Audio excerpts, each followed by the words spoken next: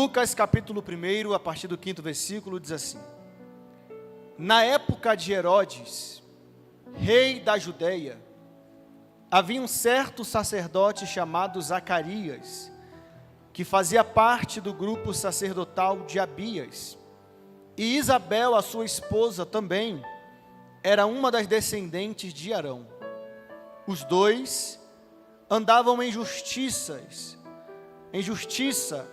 aos olhos de Deus, e obedeciam de forma irrepreensível a todos os mandamentos e doutrinas do Senhor. Contudo, eles não tinham filho, porque Isabel era estéril, e ambos eram avançados em idade. Em certa ocasião, quando seu grupo estava de serviço, Zacarias ministrava como sacerdote diante de Deus. Ele foi escolhido por sorte, de acordo com a tradição do sacerdócio, para ter acesso ao altar santo dos santos e ali oferecer a queima do incenso.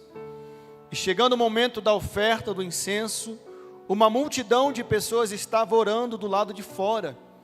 Foi então que o anjo do Senhor lhe apareceu à sua direita, à direita do altar do incenso.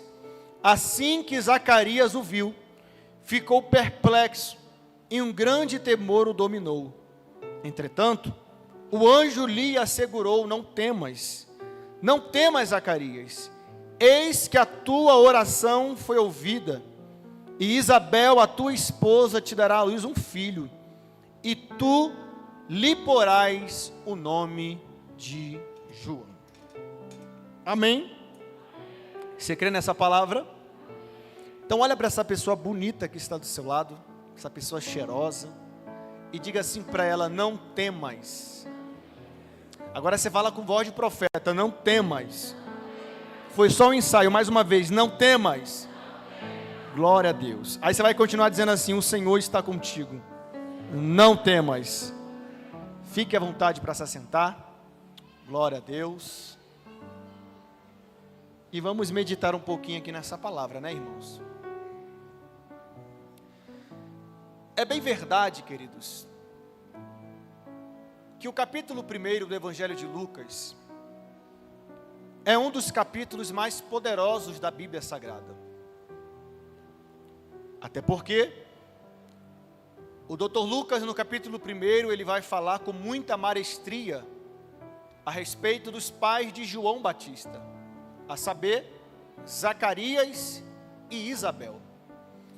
Todos nós conhecemos a história de João Batista e sabemos que João Batista foi aquele que pregava no deserto, né? Aquele que chamava os fariseus e os saduceus de raça de víboras. Aquele que pregava uma mensagem dura, e a mensagem dele era: arrependei-vos, raça de víboras, porque é chegado o reino dos céus. E o que me chama mais atenção na história e no ministério de Zacarias, ou melhor, de João Batista, é que por mais que a mensagem fosse dura, a multidão ia para o deserto para lhe ouvir. Olha só. E o que me chama mais atenção é que a mensagem de João Batista não era uma mensagem que massageava o ego do povo, como muitos pregadores ultimamente têm feito, né? A mensagem de João Batista era: você é cobra e você precisa se arrepender. E era uma mensagem tão poderosa que ali ele ficava rodeado por grandes multidões. E quando o povo se arrependia, ele o batizava, né? E agora o povo estava purificado de todos os seus pecados. E ele sempre dizia que viria um após ele, que ele não era digno de desatar a sandália dos pés. E assim aconteceu. Jesus apareceu, ele batizou Jesus, o céu se abriu, o Espírito Santo desceu em forma corpórea de uma pomba, e uma grande voz do alto céu disse: este é o meu filho, em quem muito me comprazo, né?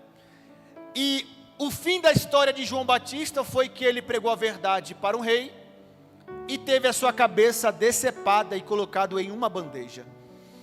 Todos nós conhecemos a história desse camarada, até porque, para nós estudarmos um pouco sobre os evangelhos, todos os evangelistas falaram a respeito de João Batista, até porque João Batista foi aquele que preparou o caminho para Jesus, né? Ele era a voz daquele que clamava no deserto. Só que somente Lucas vai falar a respeito da história dos pais de João Batista. E quando eu paro para meditar aqui no capítulo 1, eu vejo alguns pontos que são fundamentais para nós aplicarmos na nossa vida e caminhar com essa palavra, com esses conselhos cravado dentro dos nossos corações. O versículo 5 fala a respeito de um homem que reinou sobre Jerusalém, sobre a Judéia. E esse homem era Herodes, o Grande. Então no versículo 5, eu falei primeiro, mas é 5, nós iremos observar que o povo de Deus vivia debaixo de uma opressão. E quando eu falo essa palavra opressão, eu passo a mergulhar um pouco na Bíblia Sagrada e vou para o Antigo Testamento e observo que por muitas vezes a nação de Israel, o povo de Deus, foi oprimido. E isso começou lá no livro do Êxodo, de quando o povo estava 430 anos cativos nas mãos dos egípcios. E depois de 430 anos se findar, Deus levanta um homem chamado Moisés para ser o libertador. E agora o povo está tendo o seu êxodo dentro, ou melhor, no meio do deserto, para chegar até a sua terra prometida. Logo depois, no livro do Juízo, nós iremos observar que por muitas vezes a nação de Israel, ela também foi oprimida pelas mãos dos inimigos, os filisteus, amorreus, jebuseus, midianitas, enfim, oprimiam por diversas vezes a nação de Israel, e todas as vezes que o povo era oprimido, o povo clamava, e o Senhor derramava misericórdia sobre o povo, levantando juízes sobre a terra, como Sansão, como Débora, Gideão, Otoniel, enfim, foram 13 juízes que Deus levantou para libertar o povo da mão dos inimigos. Passando o reinado teocrático, vem um reinado monarca, e aí nós iremos observar que Saul começou a reinar sobre Israel. E quando Saul começa a reinar, o povo até adora a Deus por um período, mas a Bíblia diz que Saul era um homem muito egoísta, que começa a olhar somente para si. E logo depois o Senhor rejeita Saul e começa a reinar um menino chamado Davi. Davi começou a reinar sobre Israel. E quando ele começa a reinar, a primeira coisa que ele faz quando começa a reinar é trazer para dentro de Israel a arca da aliança que representava a presença de Deus. Então Davi entendeu que o reinado poderoso é um reinado aonde tem Deus como sua prioridade. Só que a Bíblia diz que Davi vai pecar com Batseba, né? E ele vai sofrer grandes consequências. Até que fim do seu reinado, Salomão começa a reinar no lugar de Davi. E Salomão foi um homem que começou o seu reinado maravilhoso, porém terminou em destruição. Salomão foi aquele homem que escreveu 3 livros da Bíblia: o livro de Cantares, o livro de Provérbios e o livro de Eclesiastes. A Bíblia diz que Salomão era um homem que tinha 700 mulheres e 300 concubinas, ou seja, 1000 mulheres, irmãos, misericórdia. Só que Salomão não tinha relação com nenhuma dessas mulheres. Na verdade ele amava uma, e provavelmente era a sunamita que ele escreve a sua carta, né? Os Cantares de Salomão. Salomão se casou com essas mulheres porque o dote que ele recebia dos pais dessas mulheres era muito grande, e é por isso que Salomão era um homem muito rico. Pois bem, Salomão termina o seu reinado em destruição porque estava levando para dentro de Israel portes ídolos de deuses pagãos. Só que a mão do Senhor não pesou sobre Salomão, mas pesou na sua geração. E logo depois de Salomão, quem reina é Roboão. Roboão começa a reinar, e Roboão vai pedir conselho para 2 classes de pessoas: os velhos e os mais novos. E o conselho que ele pede é: o povo está querendo se rebelar, Jeroboão quer se rebelar contra o meu reino, o que é que eu faço? Os velhos falaram assim: é bom você se unir a ele, para que o reino não venha a ser dividido. Já ele foi pedir conselho para os jovens, que não tinham maturidade. E o jovem falou assim: se teu pai agiu de uma forma, haja 10 vezes pior. E ao invés de Salomão dar ouvido aos mais velhos, aos mais maduros, foram dar ouvido aos jovens que não tinham maturidade nenhuma. E agora o reinado foi dividido em duas partes, lá do norte, lá do sul. Esse é o problema de ouvir conselho de pessoas que não têm maturidade e nunca construíram nada. Ouvir conselho de pessoas erradas pode te levar a uma destruição. Pois bem, o reino é dividido, lá do norte. Todos os reis que reinaram do lado norte foram reis que adoravam a deuses pagãos, até porque a divisão começou de uma forma errada, de uma forma equivocada. Só que o povo de Israel terminou nas mãos dos assírios. E olha só, como não tinha alguém que tinha temor a Deus, infelizmente Deus não levantou ninguém para libertar eles da mão dos assírios.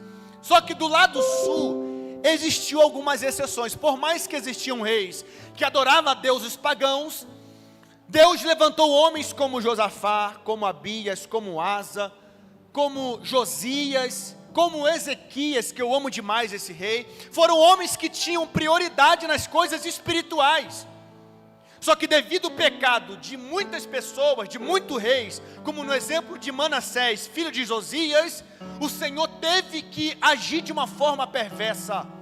Deus levantou um homem chamado Nabucodonosor. Qual é o nome do homem? Nabucodonosor, no ano 605, sitia Jerusalém e leva para dentro da Babilônia alguns jovens formosos, jovens inteligentes e jovens que estavam prontos para aprender a linguagem dos caldeus. E dentro dessa leva de mais ou menos 2 milhões de jovens, foi Daniel, Azarias, Misael e Ananias, que dentro da Babilônia tiveram seus nomes mudados. Daniel, Beltesazar, os 3 jovens, Sadraque, Mesaque e Abednego. Nomes que adoravam os deuses dos babilônios, nomes que adoravam deuses pagãos. Ou seja, debaixo de uma opressão, desde o livro do Êxodo, nós iremos observar a misericórdia de Deus para com o seu povo.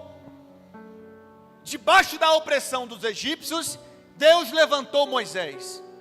Debaixo da opressão daqueles do período dos juízes, Deus levantou Débora. Deus levantou Gideão. Deus levantou Otoniel. Deus levantou Jefté. Deus levantou Sansão. Deus levantou 13 homens para trazer o povo novamente para a sua presença. No tempo de Nabucodonosor, dentro da Babilônia, Deus levantou um menino chamado Daniel. E Daniel foi um homem diferenciado. Não só Daniel, como Ananias, Misael e Azarias. Ou seja, em momentos debaixo de opressão, Deus sempre vai levantar alguém para trazer a diferença no meio do seu povo. Calma que eu vou chegar aonde eu quero e você vai entender a mensagem. Então o povo sempre passou por esse período de opressão. E é por isso que Deus levantava profetas. Deus levantava profeta para repreender o povo. Deus levantava profeta para oprimir o povo, para que o povo pudesse se lembrar do Deus Todo-Poderoso que o libertou das mãos dos egípcios. Até que chega o momento que Deus ele fica em silêncio. E quando Deus fica em silêncio, Ele não fica em silêncio uma semana. Ele não fica em silêncio 2 semanas. Ele não fica em silêncio 1 ano. Ele não fica em silêncio 2 anos. Não. Deus ficou em silêncio durante 400 anos. Quantos anos, igreja? 400 anos em silêncio. E no ano 63, antes de Cristo, a Roma domina Jerusalém. E agora vão coroar um homem chamado Herodes. Só que a diferença de Roma para com o Antigo Testamento é que o povo tirava o povo da sua terra e levava para uma terra estranha. Só que durante o reinado de Herodes, ele não tira o povo da terra deles para uma terra estranha. Ele está oprimindo o povo de Deus dentro da sua terra. E pior, Deus está em silêncio 400 anos. E aí que me chama a atenção a história de Zacarias e Isabel. Porque a Bíblia diz que os dois eram o quê? Da linhagem sacerdotal. E Zacarias, sendo homem, exercia o seu ministério sacerdotal. Irmãos, é interessante isso aqui, porque a gente pode levar para um lado de fé. E só nesse versículo 5, nós temos aqui 2 horas praticamente de mensagem. Porque olha só, o que é fé? O que o autor de Hebreus diz? Que a fé é o firme fundamento das coisas que não, mas, ou seja, fé é literalmente andar no escuro. É a gente não compreender o que vai acontecer lá na frente, mas a gente acreditar naquele que nos chamou.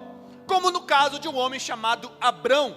Deus chamou Abrão para sair do meio da sua terra, do meio da sua parentela e da casa do seu pai, e ir para uma terra que o Senhor ainda iria lhe mostrar. Irmãos, isso me deixa maravilhado, porque primeiro que Abrão não tinha GPS na época, não tinha Waze, não tinha Google Maps e não tinha mapas lá da Apple. Abrão teve que sair em direção a um caminho que o Senhor havia ordenado. Eu vou te mostrar uma terra. E ele saiu debaixo de fé. É por isso que Abraão é considerado o pai da fé. E todos nós cristãos somos benditos em Abraão. Por quê? Porque nunca vimos Deus. Nunca tocamos na sua pele, como aquela mulher do fluxo de sangue que tocou na orla de Jesus. Só que nós acreditamos em um Deus que pode mudar cenários, que pode mudar vidas. É por isso que o mundo lá fora olham para nós aqui dentro e nos taxa de louco. Por quê? Porque entramos num ambiente como esse. Olha só, irmãos. Entramos num ambiente como esse. O povo começa a cantar um louvor pentecostal. Aí a irmãzinha está lá no canto pulando, sem necessidade. Irmãos, às vezes eu fico observando alguns vídeos meus pregando na internet, e eu fico com vergonha de mim mesmo. Porque até tento começar com aquela ética, Tiago, homilia, sabe? Falando palavras bonitas. Mas quando o negócio pega, irmão, é impossível ficar parado. Aí eu vou dar uma olhadinha no vídeo na internet e fico, meu Deus do céu, era eu aqui mesmo? Aí o povo lá fora não entende isso, olha pra gente e fala assim, tá todo mundo louco, tá todo mundo embriagado. Esse povo aí parece que o Deus deles é surdo porque grita, porque dá brado, vai para monte, desce monte, vai para o monte todo limpinho, volta de lá com o pé só barro. Vem para madrugada de oração aqui na torre, podendo estar em casa assistindo Netflix, um corujão, não é não, Tiago? Mas não, está na casa do Senhor. Irmão, se isso não é fé, eu não sei o que é. Fé é acreditar que o laudo médico está dizendo assim, está com câncer, não tem 10 dias de vida, pode se despedir da família. Você receber aquele laudo e falar, não, eu creio no Deus que eu sirvo. Eu creio no Deus que ressuscitou Lázaro depois de 4 dias. Eu creio no Deus que ressuscitou a filha de Jairo. Eu creio no Deus que ressuscitou o filho da viúva de Naim. Até porque se eu não cresce, não tem motivo de eu vir para o culto. Mas eu creio, eu venho para o culto, está tudo dando errado, mas eu creio que o meu Deus, Ele vai fazer o impossível na minha vida. Olha para essa pessoa que está do teu lado e diga assim, para Deus, nada é impossível. Então olha só, por que eu falo a questão de fé? Zacarias poderia muito bem esquecer esse ministério dele, sacerdotal. Primeiro, olha lá, vamos lá. Primeiro, está debaixo de opressão. Segundo, a sua mulher não pode gerar. E as mulheres naquela época, quando não geravam, eram mulheres consideradas malditas. Mulheres que ninguém queria casar com elas. Um exemplo disso é Eucana. Eucana, ele se casou com Ana. Ana era formosa, era bonita, chamava atenção. Só que Ana tinha a sua madre cerrada. Ela não podia gerar. Aí ele teve que se casar com uma mulher chamada Penina. E Penina, diferente de Ana, gerava. E toda vez que Penina gerava, ela esfregava na cara de Ana. Ana ficava triste, indignada, chorava. Aí Eucana vinha até Ana e falava assim, mulher, eu não te sou melhor do que 10 filhos. Ou seja, mulher, todo mundo te desprezou, eu te abracei, eu te coloquei dentro de casa. Você poderia ter ficado nas esquinas, mas não. eu sou o teu marido e eu te pego para dentro de casa e cuido de você. É lógico que é uma representatividade de uma igreja para com o Senhor. Eucana é o Senhor que cuida da sua esposa Ana, mesmo não gerando, ele continua amando ela. Pega isso aí para você já anotar, e eu quero sentar para ouvir você pregar essa mensagem.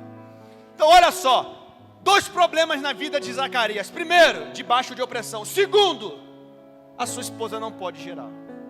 Ele poderia abrir a boca com orgulho e dizer assim: esse Deus não fala há 400 anos. Eu não quero esse negócio de ministério sacerdotal. Eu vou para o mundo. Eu vou adorar deuses pagãos. Eu vou compactuar com Roma. Só que Zacarias é diferente, porque ele não adora por aquilo que Deus pode dar para ele. Ele adora por aquilo que o Senhor é na vida dele. Você está pegando isso aí, né? Sabe o que Deus está dizendo para jovens aqui nessa noite? Enquanto Roma lá fora está dizendo para você que uma vida boa, uma vida maravilhosa, é uma vida na prostituição, é uma vida trocando de namorada toda semana, Deus está dizendo: permaneça fiel, porque no tempo certo eu vou abençoar a tua vida de uma forma poderosa. Não está dando certo, meu irmão? Continue. O mundo está gritando que você é louco. Ei, continue. Os médicos já deram laudo: não vai dar certo, não vai engravidar. Ei, continue. Você não adora qualquer Deus. Você adora o Deus que fez os céus e a terra, que manda no céu, manda na terra, manda debaixo da terra. Nem o diabo, Vitinho, tem a chave da casa dele. Porque Jesus desceu lá no chão, pegou a chave do inferno e disse: só vai morrer quem eu quero que morra. Eu estou sentindo Deus nessa palavra. Eu vou profetizar na vida de pessoas aqui, posso? Então, se você é inteligente, já levanta a mão para receber essa palavra profética. Eu vou profetizar mediante a palavra do Senhor. Deus olhou para Zacarias e disse: Zacarias, não temas. E o que Deus manda profetizar na tua vida é: não temas. Você está caminhando o caminho contrário do mundo, não temas. Está dando tudo errado, não temas. O médico disse para você que você não vai gerar, não temas, porque o nosso Deus, quando abre a boca é para falar. Ai, Jesus amado. Quando Deus quer abençoar, até o diabo tem que ser o seu ajudador. Estou sentindo Deus nessa palavra, irmão. Meu corpo está todo arrepiado aqui em cima desse altar. Jesus amado.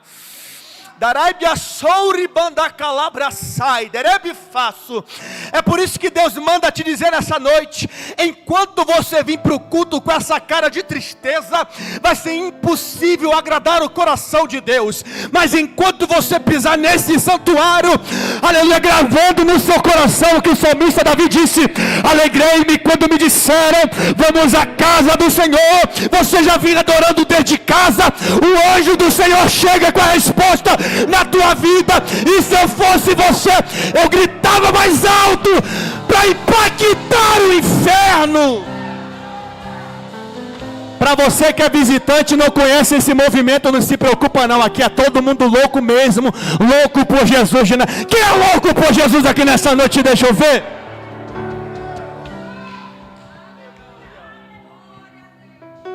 Então vamos lá, olha só. Ele tinha 2 motivos para deixar a fé. Primeiro, a mulher não gerava.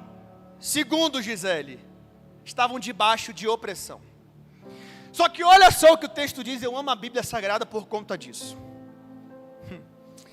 Os 2 andavam de uma forma justa perante Deus. E o que é andar de uma forma justa? É aqueles que guardam dentro do seu coração os preceitos do Senhor. Aqueles que meditam na palavra de dia e de noite, logicamente naquela época era a Torá, e eles andavam de acordo com as leis de Moisés. Era um casal que não dava motivo para ser reclamado, caluniado, criticado, apedrejado. Apesar que você fazendo ou não, sempre vão abrir a boca para falar, né, irmãos? Se você prega, falam mal. Se não pregam, falam mal também. Se você canta, fala mal. Se não canta, fala mal também. Se você sai para evangelizar, falam mal. Se não sai, também evangeliza. Se você não sai para evangelizar, também falam mal também. Ou seja, você fazendo ou não fazendo, vão falar mal. Então qual é o segredo aqui? É fazer e não se importar com os comentários de terceiros. Até porque quem te chamou não foi o homem, foi Deus. Aí Paulo, escrevendo uma carta aos irmãos de Filipe, no capítulo 1, ele diz assim: ei, igreja de Filipenses, aquele que começou a boa obra na vida de vocês, fique tranquilo, ele vai cumprir, ele vai completar. E a palavra que Deus manda te dizer nessa noite é a mesma. Ele começou, ele vai cumprir. Só que nesse processo sempre vai existir uma penina, sempre vai existir um Sambalat Tobias, sempre vai existir uma oposição. Só que oposição não é para te parar, é para te dar ânimo. Foi a mensagem que eu preguei aqui a última vez. E grave isso no seu coração, irmãos. Porque a partir do momento que você ficar se importando com o que os outros falam de você, você não vive nunca. Agora, quando você não se importa com aquilo que fala ao seu respeito, aí o Senhor age. E age de uma forma poderosa. Então eles eram justos. Eles andavam no caminho do Senhor de uma forma irrepreensível. Não eram dignos de repreensão. Só que estudando a Bíblia Sagrada, eu descubro que, mesmo sendo justo diante de Deus, não estamos isentos por passar tribulações. Está pegando? Mesmo você andando certinho na presença, você ainda assim está sujeito a passar por vales, provações, desertos e tempestades. Talvez existe alguém aqui no nosso meio que está passando por essa situação. Talvez você já pensou em parar, já pensou em retroceder, porque parece que quanto mais você ora as coisas pioram, quanto mais você busca as coisas apertam. Parece que a porta que você tanto ora para se abrir, quanto mais você ora, mais a porta é fechada. Só que pera lá, tudo tem um propósito nessa vida, e o propósito de Deus nessas situações é para te levar para perto dEle. Então nada está acabado, porque deixa eu te dizer uma coisa: o ímpio sofre, mas o justo também sofre.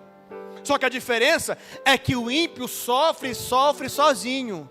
O justo sofre, mas sofre com Deus do lado. Já está pegando isso, né? Então vamos lá, mesmo andando o justo diante de Deus, nós estamos sujeitos a passar por problemas, por dificuldades, por tempestade. Só que, olha lá, você não pode de forma alguma, no momento da tribulação, abandonar o seu Deus. Não pode. Você não pode esquecer do seu Deus. Não pode. Você não pode olhar para trás. Não pode. Porque quando Deus ele quer aprovar alguém, primeiro ele coloca na prova. E deixa eu te contar um segredo aqui. Nem todo vento é o diabo que manda, tá? Nem toda porta fechada é o diabo que fecha. Até porque ele não pode fechar porta nenhuma, né? Só que o problema da gente é que a gente quer culpar sempre alguém. Eu estou dessa forma porque o diabo se levantou, enfim. Só que muitas vezes é Deus que está te colocando no vento para te provar, para te testar e para te capacitar. Eu amo falar sobre isso, eu quero repetir nessa noite. Todas as vezes que o oleiro pega o barro para fazer um vaso, ele coloca numa roda, e debaixo da roda tem algo que ele aperta com o pé, e quando ele vai apertando, a roda vai girando, e ali ele vai formando o vaso. Ele vai formando o vaso, vai tirando toda a imundícia, e agora, quando o vaso está pronto, para ficar 100%, ele coloca no meio do fogo. E esse meio do fogo é os processos que nós precisamos passar.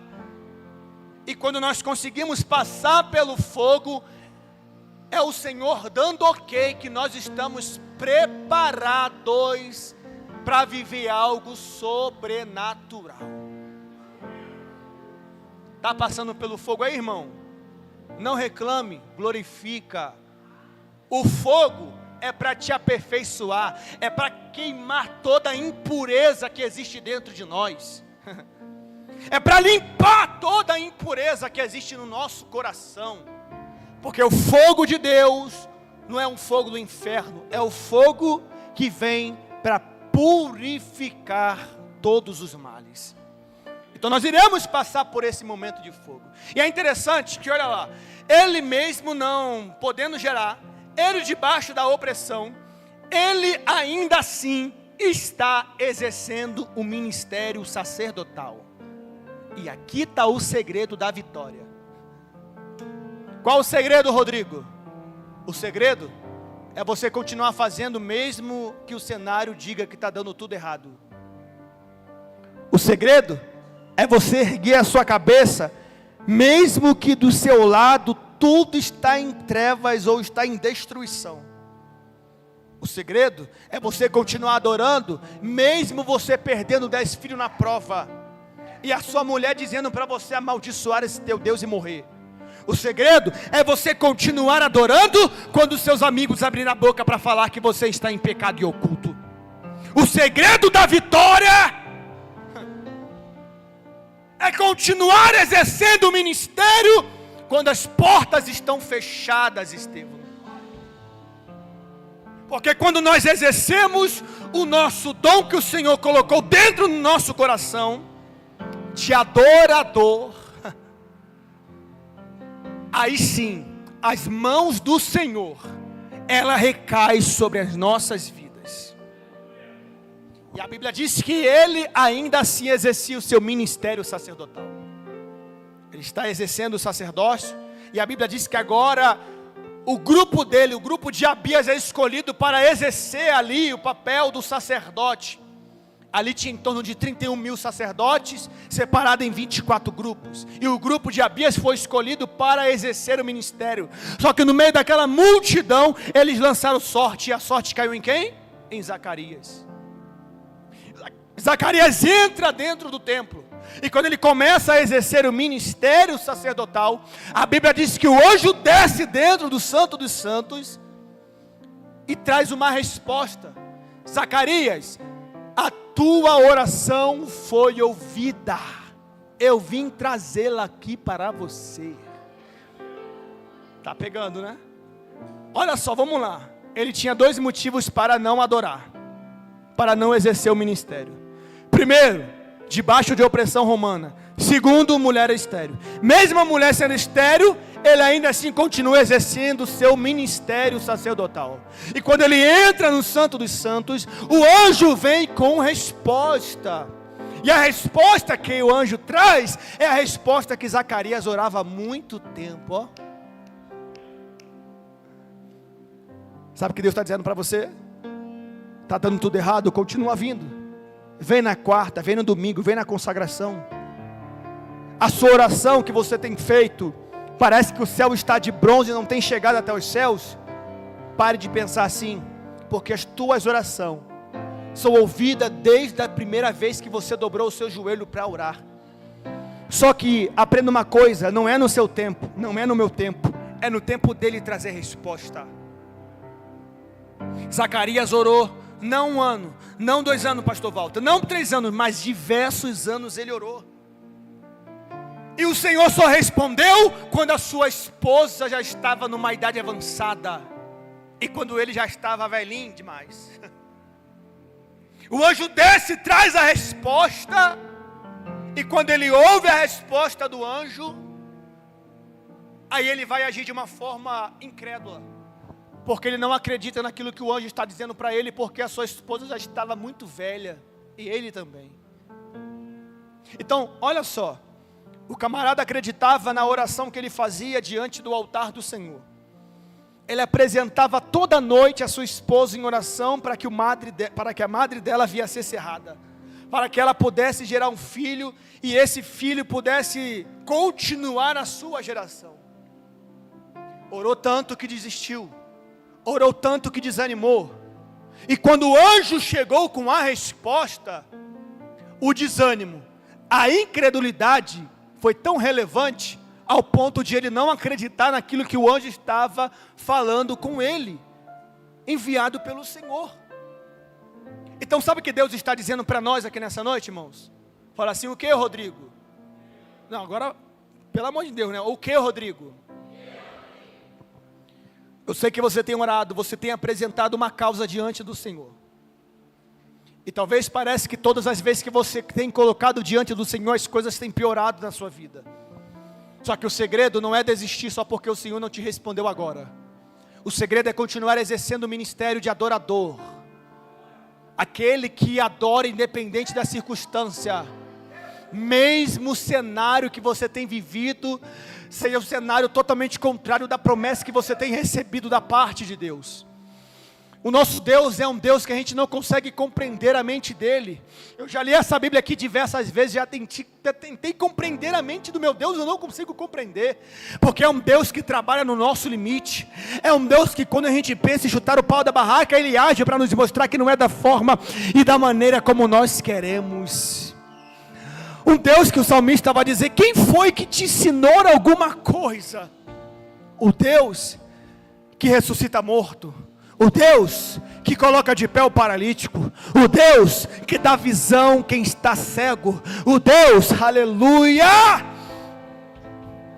que pega quem não é nada lá de baixo e coloca no alto para honrar no meio dos príncipes. Aonde Paulo vai dizer, ele é aquele que pega os loucos para confundir os sábios, pega os que não são para confundir os que são.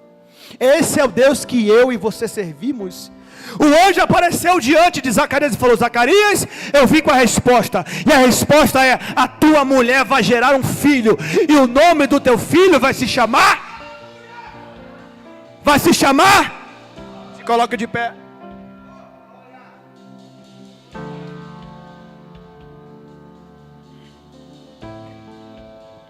Aleluia. Não temas, suas orações foram respondidas. O Senhor está dizendo no meu coração, que hoje é noite de Ele responder orações, que você orou 10 anos atrás. Pregador, como assim? As tuas orações diante de Deus, aleluia, o Senhor responderá a elas no tempo certo. Tem momentos que Deus responde de uma forma imediata, mas tem momentos que Deus te deixa esperar o tempo dele para responder aquilo que você tem colocado diante dele. Eu não sei o que você tem pedido tanto para Deus, eu não sei quais são as orações que você tem feito diante dele, mas a palavra que eu tenho para você é: não desanime, não retroceda.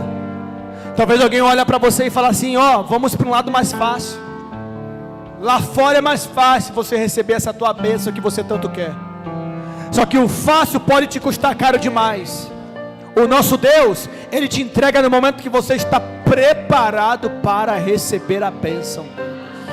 Até porque Deus não está preparando bênçãos, Ele já tem bênçãos preparadas para você. Só que primeiro Ele te prepara para receber aquilo que já está preparado. Então não temas, não temas, não temas. Todos nós no 3, 1, 2, 3. Não temas, fala. Agora você vai fazer o seguinte, e eu quero ouvir isso aqui, Estevão. Cada um vai falar o seu nome da seguinte forma: eu, Rodrigo, não temo. Eu, Estevão, não temo. Eu, Vitória, não temo. E você vai fazer isso no 3. 1, 2, 3. Eu, Estevão, não temo. Amém, irmãos? A partir de hoje, você não vai mais andar cabisbaixo por aí. Você vai entender que o teu Deus é o Deus que traz a resposta na hora certa. A palavra não temas repete 365 vezes na Bíblia. O ano tem 365 dias, ou seja, para cada dia da semana não temas. Segunda não temas, terça não temas, quarta não temas, quinta não temas, sexta não temas, sábado não temas, domingo não temas. Eu estou contigo e não desisto de você em momento algum. Agora, para a gente encerrar com chave de ouro, eu quero chamar você aqui na frente, você que por algum momento desacreditou das promessas que o Senhor fez na sua vida. Coloca a mão nesse altar, porque esse altar está carregado da presença, e você vai tomar um choque de ânimo nessa noite. Venha correndo rápido, porque tem alguém aqui nessa noite que precisava ouvir essa palavra, porque as circunstâncias da vida te fez duvidar do poder de Deus, e a sua dúvida fez com que as bênçãos fossem demoradas, porque Deus não abençoa quem é duvidoso, mas Ele abençoa aquele que acredita fielmente, independente da circunstância. Já veio 2 pessoas aqui, a terceira está vindo, a quarta também. E na medida que você for tocando no altar, aleluia, o Senhor vai revigorar tudo aquilo que um dia você perdeu. Eu sei que é difícil, irmão. Eu sei que é difícil. É dolorido. É complicado. É muitos choros pela madrugada. Parece que a vida do vizinho é melhor que a minha. Está tudo dando certo. E a minha por que não está dando certo? É várias perguntas, várias dúvidas que batem na tábua do seu coração. Só que Deus te trouxe aqui nessa noite para te dizer: eu não esqueci de você. Eu não esqueci de você. Eu te conheço no deitar e no levantar. Eu sei quantos fios de cabelo tem na sua cabeça, ó. Eu sei quando você pede para Deus assim: ó, Deus, eu quero morrer, eu não aguento mais. Eu sei quando dobra o joelho e fala assim: Senhor, faz alguma coisa, porque senão eu faço com minhas próprias mãos. Só que Deus está dizendo: eu estou tratando contigo para que você possa entender que não é da forma e da maneira como você quer, é da forma e da maneira como eu quero. Espírito da verdade, a tua filha tocou sobre esse altar nessa noite, e o Senhor abriu um leque aqui agora para mim, Senhor. O Senhor me faz visitar o coração da tua filha. A amargura, a tristeza tem tomado conta. A complexidade, Senhor, parece que não sai de dentro, Senhor.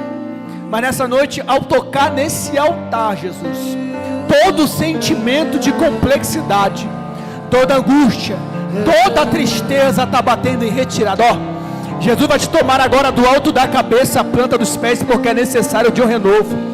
A palavra que foi ministrada nessa noite foi uma palavra que acertou seu coração como uma flecha, e a semente que foi lançada vai ser uma semente que vai germinar, e através dessas lágrimas,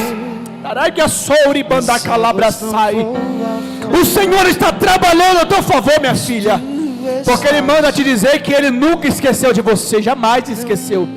Só que muitas vezes as dor, o complexo, a angústia bate tão forte que pensa em desistir. Só que nessa noite todo sentimento está sendo lançado. Satanás, pega a tua bagagem e bate em retirada. Senhor, enche do alto da cabeça a planta dos pés, e a partir de hoje quem viu ela vai ver de novo, mas com um semblante de alegria, porque o Senhor lembrou da tua filha nessa noite e está dizendo: eu te renovo, eu toco em você, eu te coloco em lugares aonde jamais você imaginou colocar os pés. Receba, receba, receba. Aragassuri Bandacalaba.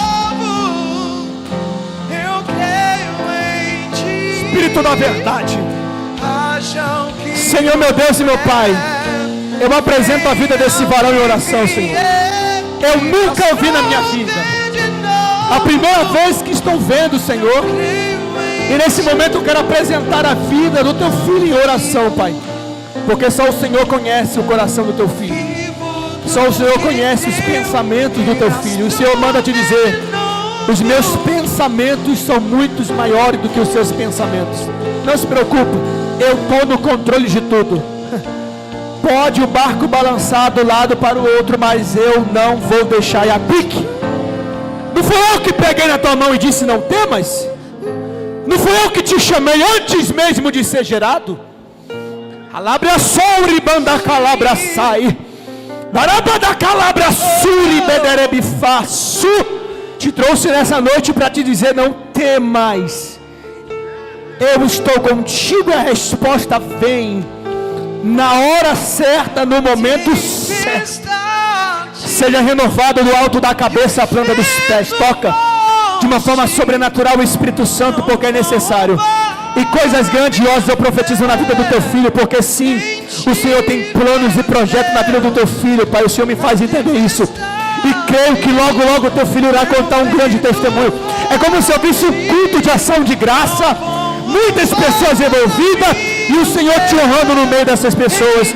Pai, abençoa o teu filho, guarda, em nome de Jesus Cristo. Em nome de Jesus Cristo. Em nome de Jesus.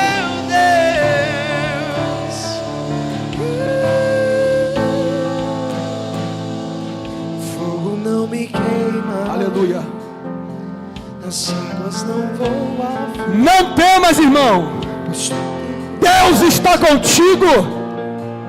Não se amostre frouxo no momento da luta. Deus pega na tua mão e manda te dizer: é o caminho contigo no vale, é o caminho contigo no deserto. Toda amada está sendo cerrada, e o Senhor está te dando bênção, vitória, e o teu milagre já tem nome. Gracioso, graciosa, Deus está batendo na tábua do seu coração e está dizendo: não desanime, eu pego na sua mão direita e caminho contigo no caminho da vitória. Seu nome